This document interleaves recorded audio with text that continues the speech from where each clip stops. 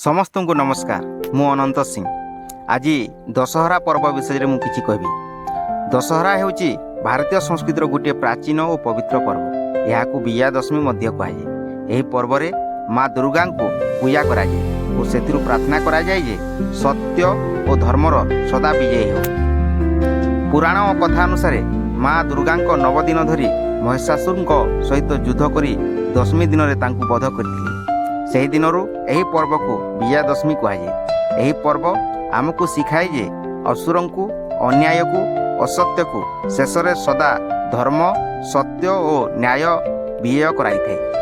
ଦଶହରା ସମୟରେ ସମସ୍ତେ ନୂଆ ଜାମା ପିନ୍ଧନ୍ତି, ଘରେ ଘରେ ଆଲୋକ ସଜା କରନ୍ତି, ମିଳିତ ଭାବରେ ଆଲୋକ ମାଙ୍କୁ ପୂଜା କରନ୍ତି।